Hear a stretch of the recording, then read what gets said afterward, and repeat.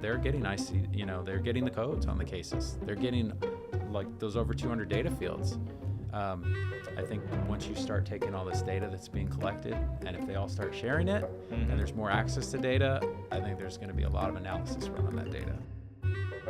Medicare set-aside amounts are now a required data element of Section 111 reporting in workers' compensation settlements. So the question is, what does CMS plan to do with all that data? On this episode of Medivest the podcast, Natt, Craig, and I spitball the possible implications of CMS's visibility on non-submit MSAs.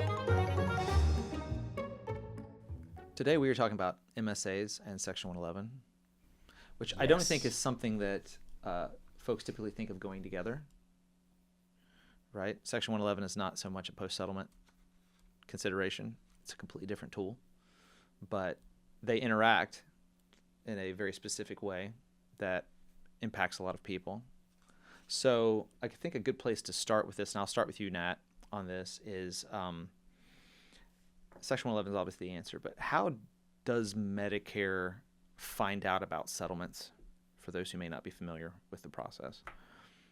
Sure. So mandatory insurance reporting, it is part of the Medicare secondary payer statute. It's really been, it came in into being as a provision that was added onto the general statute as a requirement. The MMSEA, they talked about this mandatory insurance reporting, and they've changed the threshold over the years, but essentially the payer, right, so the primary plans and their responsible reporting entities have a requirement to inform CMS of settlements that are over the threshold for settlements. So right now that's $750. So anytime there's a settlement, regardless of whether it's the primary plan's a liability or it's workers' compensation, Medicare is going to receive that information through what's called Section 111 reporting,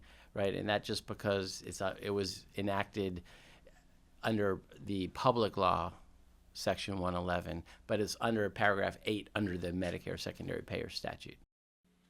Okay, so why does that matter to a beneficiary that the insurance company is reporting their information? Because I think that the vast majority of bennies out there who settle claims have no idea that is even a component of the process with regard to their settlement. Yeah, and I think, well, it's a good question. Why does it matter to the beneficiary? It also, I think another question along with that is, why does that matter to even like the attorney that's representing, whether it's a claimant, applicant for workers' compensation, or the attorney that represents the plaintiff in a liability settlement, is that sometimes they'll go through a process to see whether or not Medicare made a payment, right? And we've talked a little bit about that, but like the lien side or conditional payment side. But what happens here is we're looking at more like the future interests of Medicare in a settlement. So they don't realize, but there is an enforcement mechanism that's been hinted at in the guidance, the workers' comp reference guide, but how it affects even a liability settlement could come into play, because when the defense side or the primary plan reports the settlement under Section 111, Medicare knows that there has been a payment. And so Medicare, their computer system, one, it flags the codes that are listed as the accepted codes or the ones that were compensated in the settlement. And then they have the right to potentially deny payment in the future. So if a Medicare beneficiary has received a payment for an injured right shoulder, for example, there's a chance that if there's nothing else is done, but because of Section 111 has reported the settlement and those codes with respect to the right shoulder, if a provider sends a bill to Medicare for that right shoulder, there's a chance that it could be denied, right? So that's where this concept of like, well, then what should be done to consider Medicare's future interest in the settlement comes into play. And then we can discuss some of these other mechanisms and methods to consider those future interests, the Medicare Set-Aside and the professional administration. So, Craig, we've had an addition to that process recently where there's now a requirement to report the work comp MSA amount. Yep. I believe that was April, right? Yes. April? Yeah. April this year. So one of the things that I'm seeing with that field as part of settling this case, if you're reporting this information to Medicare, that information, once they added that field, I always use the terms checks and balances. Medicare wants to know if you had an MSA that was completed, what that amount is. So you may have situations where somebody doesn't submit a case to Medicare, but Medicare is saying under Section 111, we still want to know what that MSA amount is. Because at the end of the day, they want to know, hey, how much are we on the hook for? What does that figure look like? Because if it's not submitted to Medicare, they have no idea what's in that field, right? They don't know what's set aside and what their potential exposure is. So in addition to what Natt was talking about with Section 111 reporting, they're placing these markers in the system. They're finding out what body parts are related to the case. And then they're going to know, hey, from a future medical exposure standpoint, this is what you've allocated for future medical. So it helps them track all of this information. And again, there's definitely been some confusion. Natt and I were talking about this earlier. There's been some confusion about that field. Simply because you can get into a lot of interesting situations. I would call it with case numbers at Medicare versus settling multiple cases at once. How do you break that up? So we were on a call the other day about this. So it's creating a lot of confusion. But I will say one of the things I've seen out in the field on a regular basis is I've seen clients come to us and say, hey, I think we have to do MSAs on everything now because this field is there. And that's not necessarily the case. That field is creating a lot of confusion. So I spent a lot of time trying to let people know, hey, this work comp MSA field is part of Section 111, right? The Medicare Set-Aside is kind of in its separate, what I see is the Section 111 sometimes reporting gets confused with, do I do a set-aside on a case? So there's a lot of information out there, on both of these fields. Section 111 is what, over 200 data points, I think, that go over to Med. It's a lot. It's a lot, and now there's even more. Yeah. In fact, yeah. So I'll just dig into the details on that. Is that now not only is it's the WC MSA amount. So this specifically the new April 2025 addition to the procedure for Section 111 pertains to those Medicare beneficiaries that have a workers' compensation settlement, and where the WC MSA amount needs to be reported along with a few others, right? So there's 5 required fields. It's the WC MSA amount, the period for which it would be applied, so that's essentially the life expectancy of the individual, and then the funding type, whether it's lump sum or structured through annuity payments. And then in those cases where it is structured, then they'd want to know what the initial seed, essentially the down payment amount, as well as when it's structured, what's the last one? You remember? If it's structured, they want to know the anniversary date. Yeah. So of course they want to know the anniversary date for a professional administrator, like when are they going to get funded again. So if you think about it, it's like Medicare is almost, if you look at an analogy to maybe a condominium association, they're looking for, the condominium association is in charge of replacing the roofs for all the people that live there. But they want to know what they need to reserve for the future. And it's kind of interesting, but the federal government is saying, what are we looking at for all these settlements, and how much is there going to be how much are the Medicare beneficiaries going to be paying, and how much is going to be on the federal system, especially when it comes down to the Part A trust funds more than likely going losing their funding and going out to zero sooner than the Part B trust funds, and the concept of what we can do to help protect those trust funds for future generations, it becomes more important. The other one is they've kind of said, like, there's these optional fields, which are the case control number as well as the professional administrator's EIN or tax ID number. And, there's been some discussions we've heard from, CMS that they're surprised that they haven't had as many of the people that are providing, the RREs that are providing this electronic data, they're not putting in the optional fields, and they're leaving them blank. They're surprised that an optional field wouldn't be filled out. But most companies, it's like if it's optional, they probably are not. But what happens is if you're not putting in those fields, but you have a professional administrator, the claimant applicants are going to be receiving like the concept of the self-administration information, a packet about self-administration, and that might cause more confusion to begin with. So it's interesting there. There's a lot of moving parts to this, and Natt and I would love some clarification on it, but I think they're kind of getting their hands around this process too and how it works. So I know they're moving in the right direction with it, but at the same time, you want to make sure that the data you're required to provide, you're providing to them, because it's their checks and balances. It's how do they track these cases. Again, even with Section 111, it gives them an opportunity to go back and look at liens. Did we pay for anything, on this? So it's another way for them to find out, hey, did we make any payments? Do we need to follow up and get paid back for those?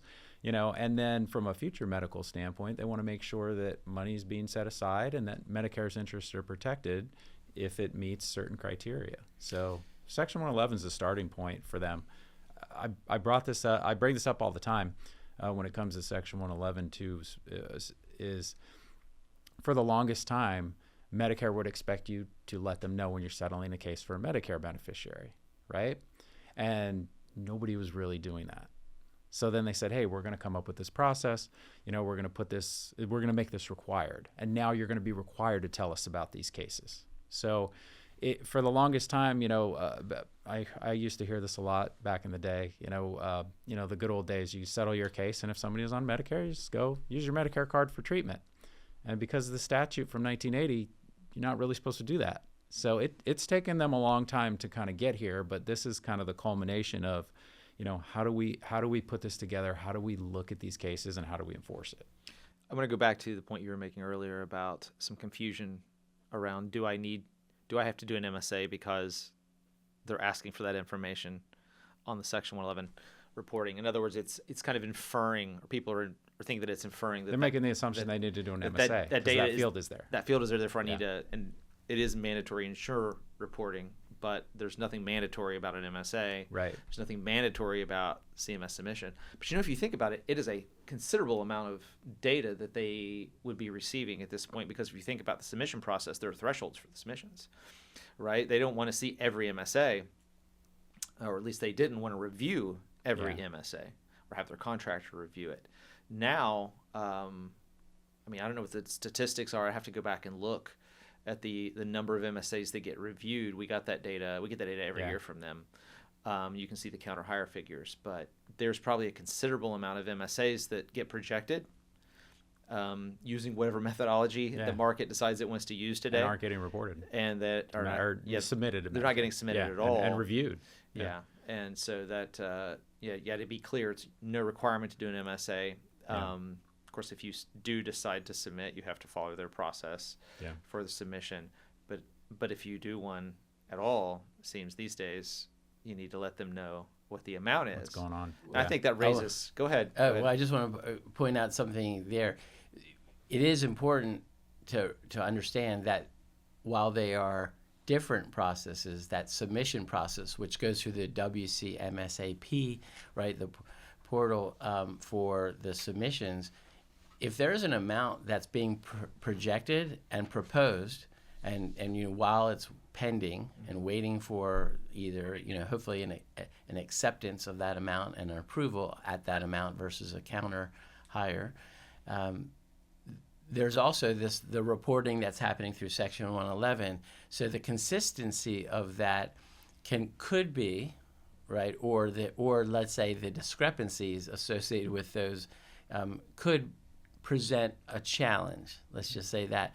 So in other words, if the RRE that is handling the reporting for Section 111 provides one number, but somehow, some way, even if it's just off a little bit or it could be off for other reasons, a different number that's being submitted for an official approval with CMS, that would you would tend to think that that there's going to be potentially an issue there. Now it seems as though the Section 111 may be taking precedence there, right? But it's not really been officially stated. But there are some entities out there that have expressed concern over whether or not their Section 111 reporting will be accepted on the way through. So this is the time, if you don't have all your ducks in a row, to make sure that there's an integration with respect to the reporting information for both what's being submitted for those that you do choose to submit through the portal for approval by CMS. Make sure that's matching up, right? And at the same time, and that's so part of the good news, I would say, and it's not that it's bad news that they're receiving this information, but you want to understand how and why they're receiving the information and how it could affect your the settling parties, the payers themselves, the attorneys that are representing the parties that are injured. But at the same time, the concept of submitting a zero MSA, those days are over, at least as through the reference guide. So they've changed. So if, for example, if you have a non-accepted claim or portions of a claim that are non-accepted, and maybe there were payments made, but it was only during an investigation period, and then it was ultimately determined that it was not part of a compensated claim, that portion, or for example, if the entire claim is denied, those are essentially what used to be submitted to CMS for approval of a zero is over. They won't do that anymore. So they've outlined a little more detail in their current reference guide as to what steps you need to take to dot the I's, cross the T's, to make sure that you have either a kind of a legal zero or a medical zero, to document why you would put, for example, a zero in your WC MSA field, which is allowed. You need to need to put a numerical number. Sure. Right. So it's not a null value; it's a zero. Right. Yeah. I think the big takeaway, at least right now, from the call we had this past week, was we all need clarification on that process, what it looks like, and what numbers are going where, because there was some questions about fields being rejected because it didn't match what they had been told under Section 111 versus what was submitted, and it's causing problems. So I think as they get further and further into this, they're gonna start to become more aware of some of these issues. I know some of them, they're already aware of it and they're working on it, but it kind of leaves the question: where are we now and what are we doing? What is it? Is this gonna cause a problem? Are we gonna get in trouble? Are we gonna potentially pay civil monetary penalties because of this? But the reality of it is we need more guidance. Yeah. And I think that's really where things are at right now. True. The good news is on the civil monetary penalty side, they're only really looking at the timeliness, but the accuracy still should be paramount. It should be very important. And the alternative of not reporting your WC MSA amount, it seems would be that the default would really fall to the settlement amount, right? The full settlement amount. And then, with the advent of Section 4.3 in the reference guide and some of the new language, while it could still be the settlement amount minus procurement costs, those are almost always higher than anyone's WC MSA amount, right? Yeah. So you want to be careful with that. I always use the analogy: it's better to set aside a piece of the pie than the whole pie. I like pie. Yeah, that's what I always say. We should have some next time. Should have brought a pie. Yeah, should have brought a pie for this episode. That's right. Do we have any? This is kind of an aside, but do we have any data whatsoever from the industry or from CMS itself that the implementation of Section 111 reporting in general has reduced either conditional payment demands or demonstrated has enabled CMS to pay as secondary or not make conditional payments as a result of having that information, right? Because you would make the assumption that, okay, well, you have Medicare benefits, you have a work comp claim, Medicare has been making payments, they want to be able to recover that, but with Section 111 present, it's reasonable to expect that Medicare would, now knowing, would be making denials, right? They'd be denying payment because there's an open work comp claim. Do we have any data from them whatsoever that is in fact the case, or do conditional payments continue to be, what they have been? I would say that conditional payments, and I say that as a just general term, Medicare lien, right, has traditionally been thought of and really enforced from CMS's operational side for those injury-related payments made by Medicare from the date of injury up until the date of settlement. So Section 111 has probably helped Medicare in their enforcement of recovery of Medicare liens, those conditional payments, but it hasn't shown up in terms of any kind of collection for futures. In fact, right, so for futures, like the concept of the set-aside is alive and well, for protecting Medicare's future interests in a settlement. But the concept of a recovery, which is referenced in the reference guide in several spots, it seems like the preferred mechanism for their enforcement of the MSP has been gearing towards and getting closer and closer to, being fail-proof in the respect of the denial of the payments. So, in other words, I think from what we see as an administrator is that there are times when people that have received funding for their futures have a Medicare set-aside, but their providers maybe aren't necessarily, we've told the providers, hey, don't bill Medicare. There's a Medicare set-aside fund for this particular body part. But that they, as a kind of normal practice, they sometimes will submit to Medicare. I think that providers are starting to see denials from Medicare more often, but I don't have the statistics as to how much more often that's happening. It's all they're it's the tracking. They have a lot better tracking. They have a better handle on the situation now, so they can look for these situations. But yeah, I mean, we haven't even touched on liability stuff yet either. It's like a completely different animal with that. We'll do that again later. Yeah, we'll do that later. But you can kind of see where I was going with that question. Is the extent to which Section 111 has enabled CMS to deny payment when there is a primary payer, as opposed to making a conditional payment and then trying to recover it. To the extent they've been effective to that, one could see that in the possession of a workers' compensation MSA amount now, an awareness that there is one, that they would be able to make post-settlement denials when the beneficiary who settled their claim goes in to see their physician. The physician is billing, they're a Medicare beneficiary, and they're billing Medicare for that injury that they settled. They would likewise be making denials and getting letters to that effect. I'm just curious to see if that's been happening and how quickly that would be happening. To that point, one of the funny things that I think about with this is Medicare makes a payment and they pay at the Medicare rate, and you have to reimburse them. You're reimbursing them at the Medicare rate, which is different than the state fee schedule rate if you have money set aside in the future. So I get that question, like, why don't we let them pay? I'm like, you can't do that. This information's getting reported and they're trying to cut down on this, not do it more.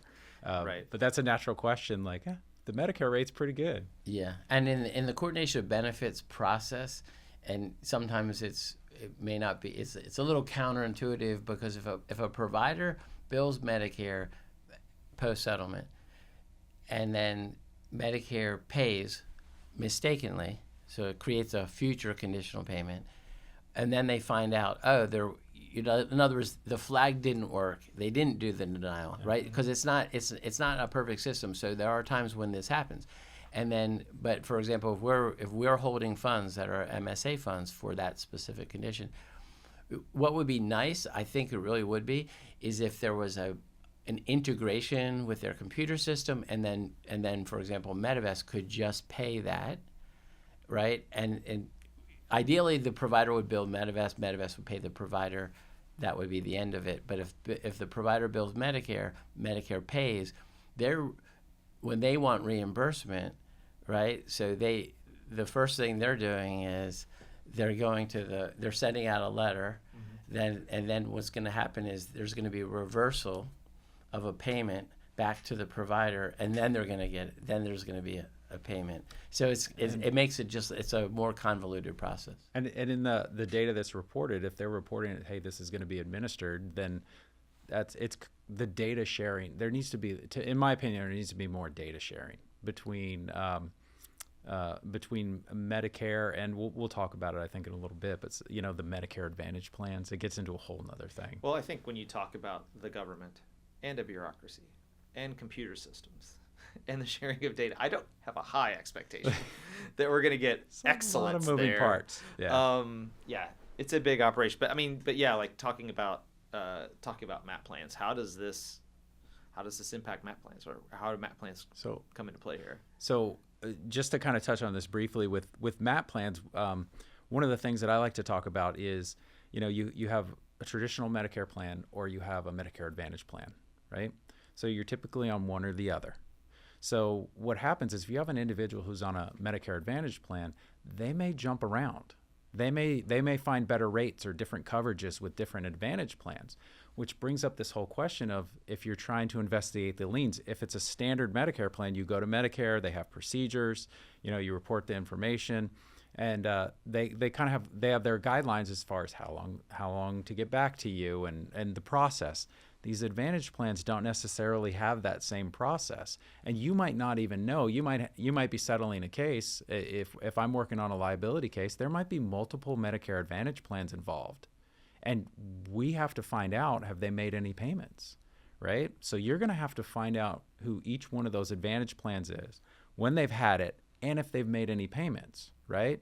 And then you don't have the same official process like you have with the traditional Medicare plan.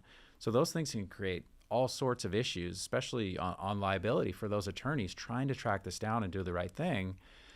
And they may not even know. They might talk to their client and ask them, hey, we always tell them, hey, give them your cards, give them your insurance cards, so we can see, is this an Advantage plan or is this a standard Medicare plan? But they can move around, and they move around.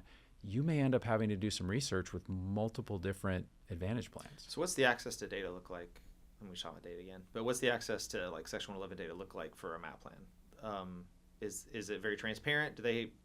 They're now receiving information from Medicare, and it's referenced in the reference guide as well. But it's not always the same exact information the way Medicare is receiving it. So, for example, the primary plans, when they perform their Section 111 duties, the RREs, when they submit that, they actually get information as to those MAP plans. So and when I say MAP, so it's Medicare Advantage plans typically also include, the privately administered plans that exist today are the Medicare Advantage plans, and there's also the prescription drug plans. So initially, when we were talking about Medicare Set-Asides originally, it was always about items and services. So that was, but not prescription drugs. Well, now it includes the expenses, including prescription drug expenses. So everyone that's a Medicare beneficiary that has any prescription drug fills or requirement or needs for prescription drugs, those are being satisfied through a privately administered PDP, a prescription drug plan, which is Part D. And many of those are bundled, because today the way a lot of services are bundled, just like your streaming services, they're going to be people will they talk about them like they have a Medicare Advantage plan. They're talking about both Medicare Advantage for their hospitalization, for their doctor visits, A and B, and then also Part D. But they are receiving that information, and in fact, some of those prescription, and by the way, it's almost up to 40% of all Medicare beneficiaries today are enrolled in this type of privately administered plan, like a MAP plan.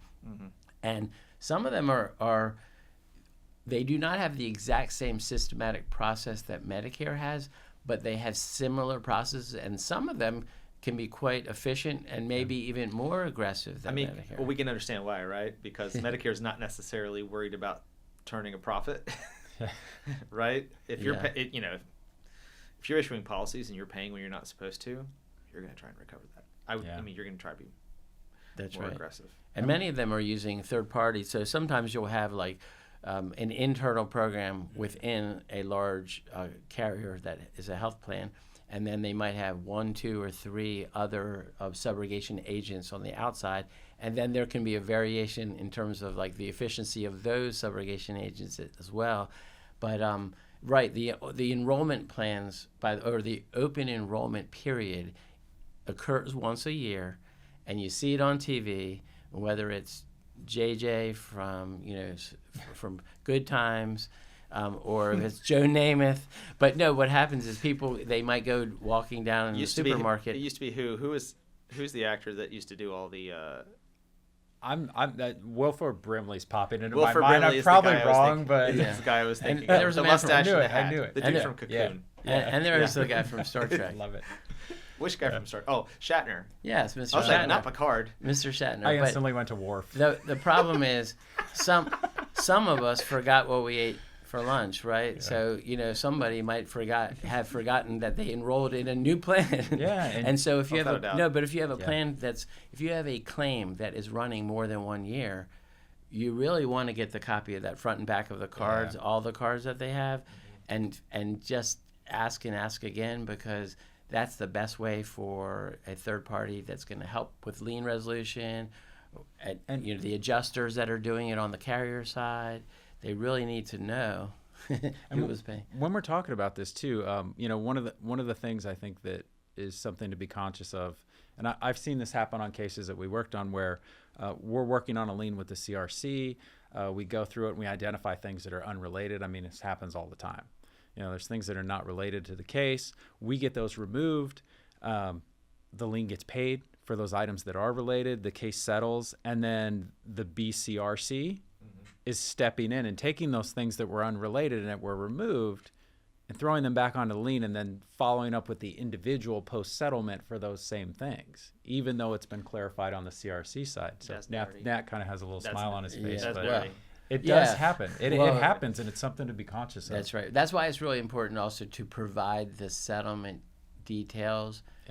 Whether for those the lawyers that are representing the injured parties, whether it's a comp or liability side, it's very important to get liens closed out, so to speak, because their process essentially is a sweep through the date of settlement, and it's for every time a payment is made. So if an at-fault party's carrier pays a settlement, but then it might be a 1 more year or 2 more years before the UIM or underinsured motorist coverage, for example, comes in and pays. Each time that there's a payment from a primary plan, you need to do a sweep and settle and close out those, so you reduce the likelihood of a surprise lien. Shared in data. I just come back to sharing. If more data can be shared and you centralize this to make it easy, it would be nice. I mean, these Advantage plans, if they can, and again, like you said, they're starting to share more data and there's more communication, but having that full visibility on it and making it easier for people who do have liens to get them, like to investigate them and pay them back, is really important. I think it's to everybody's benefit. So we're running out of time here, but I wanted to close with this particular question and get your all's feedback on it. We know, obviously, we talked about Section 111. We talked about the work comp MSA number being in the Section 111 reporting. We talked about some of the possible consequences of that with regard to perhaps denying payment down the road, post-settlement because they're now aware of the amount, some of the confusion associated with that. The question I have is, what do you think is the main cause of anxiety within the industry with regard to the reporting of that number? What do you think their main concern associated with that is? I think I know what it is, but I want to see. I mean, I might be wrong too. I usually am. But I want to see what you all think, and maybe we landed on the same answer. You want to You start? go first? I mean, I think nobody wants to be in trouble, right? Or Yeah. I think that when you're saying there's these reporting, I mean, from the reporting for Section 111 falls on the RREs for the primary plans, the people that are making, or the entities that are making the payments. And so, one, they want to make sure that their data is correct and timely, and that includes on the workers' compensation side both the what's called the ORM, the ongoing responsibility of payments for medicals, as well as their TPOCs, their settlement numbers, and they have to do that and keep that moving on a quarterly basis on the ORM side, and then within 30 days for their settlements. On the plaintiff's liability side, like the concept of making sure that either they or somebody that's working for them as an agent is providing that settlement detail so that they get demands that are reduced by their procurement costs, and also after all disputes of unrelated payments are taken off as well. And but I think that from the standpoint of the reporting specifically of the WCMSA amount, if that's that's more on the workers' comp side for current Medicare beneficiaries, I think it's just it's the fear of the unknown. It's like, wow, this is different from what it was. Nobody likes a change. Mm-hmm. And I think that they don't like the idea that somebody else is now going to do something else with this information. Yeah, that's how I feel. How about you, Craig? What do you think? I'm kind of going to mirror what Natt said on that. I think, yeah, I think that they want to provide the information, but there's a lot that goes into it, and there's a lot of questions that are coming up about it. And again, when on the back end of this you have potential civil monetary penalties for not doing it properly, and again, they're really focusing on the people who are not providing the information that they're supposed to be, not somebody who's submitting it and then maybe making a mistake or they need clarification. They're not looking at that. They're looking at people who are intentionally avoiding this, right? So, and timeliness of that. Yeah, timeliness of it. But I think the intention is there to do it, to report it. We all understand. I mean, this is Medicare. Hopefully Medicare is there when I'm ready to retire. I don't know. But at the end of the day, I'm looking at this going, I can understand their position, why it's important to me too, as an individual.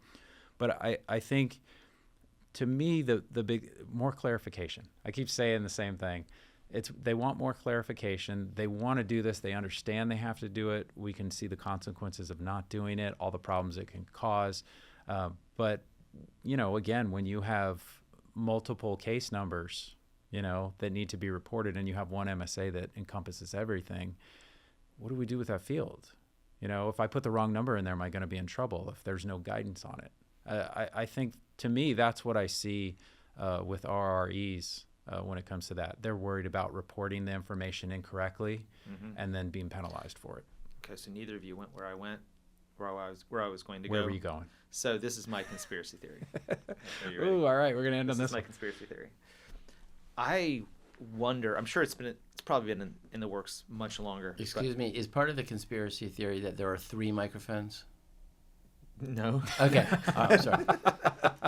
No. My conspiracy theory is that you had the advent of the non-submit MSA product come into the market a couple years ago, right? Which the evidence-based medicine MSA, or just call it the non-CMS, non-traditional, or the indemnified MSA, or the indemnified MSA, or whatever you want to call it. But we do know that we got some in 4.3. Remember Section 4.3 that came out, the Work Comp Reference Guide, basically talking about how, this is maybe a gross paraphrase, but we don't like non-submit MSAs. We don't think non-submit MSAs are MSAs. So we're not going to recognize non-submit MSAs. All of the kind of turmoil and then like some recension and modification of that language. But what I'm curious to know is if part of this implementation of a work comp MSA number in the Section 111 reporting is an answer to that particular issue. Namely, okay, I see what the settlement value is. I see what the MSA number is. I see what the injury is. That number might look a little bit suspect. I wonder how they arrived at that number. And not exactly sure how they would go about it, but I think the concern everybody has with an MSA is, are you making a reasonable consideration of Medicare's interest with regard to that number? There are loads of non-submit MSAs out there that I make the argument every MSA is a non-submit MSA because there's no requirement to submit an MSA, right? As long as you're just making a reasonable consideration of Medicare's interest, what else can we ask? But I'm just curious to know if what might make some people nervous is the idea that they're posting MSA numbers that may be historically, traditionally small for that particular injury and that particular life expectancy. And now CMS is in possession of that number. And what might they do? May do nothing. Well, may be crazy. That's true, though, because CMS has, they've put out those, that data has come out like where they look at the last 5 years and they look at for those WC MSAs that were submitted, what the approval was in percentage to what was the projected on an MSA, as well as what the percentage that number represented to the settlement value. So they have data, historical data on the ones that were submitted.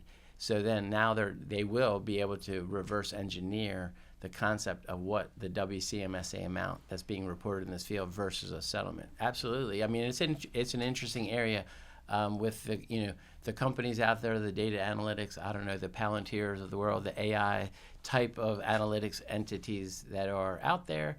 The fact that, by the way, we did just learn that Performant was bought by, an entity called Machinify, which has ties to, it was a venture group called, I believe it's Mountain, I forget their exact name, but they have a strategic partnership with Rawlings. And so, these are professional subrogation type entities that were kind of combined together with some AI entities. So it will be interesting to see, like they might be access to data, getting a little bit, getting more sophisticated with their analysis. It's something to consider. It absolutely is. Well, on the flip side of it, you could go the opposite direction and say, hey, if they told everybody, hey, at this point, if you don't submit the case to us, then we're going to assume the entire settlement amount is, that's a way to kind of force the issue, right? But it can go both ways. If you don't report this and they make it, let's say they made the assumption that, hey, whatever you put in your pocket is what your future medical fund is. Medicare's like, we wouldn't have to pay on this at all. It'd be better for them in the long run, right? But it needs to be reasonable and fair. And that's why it's important that those MSAs and that number that's put in there, fits within the settlement and nobody's just reporting a number and trying to shift the burden. Again, because if I assume if they start to see that kind of thing happening with very low numbers being reported relative to settlements, they may question it and they may put some other things in place to try and get more information on what's going on because they're getting they're getting the codes on the cases. They're getting like those over 200 data fields. I think once you start taking all this data that's being collected and if they all start sharing it and there's more access to data, I think there's going to be a lot of analysis run on that data. Right. Okay. That's what we'll wrap it today. All right. Excellent. Thanks, guys. Thanks, Aaron.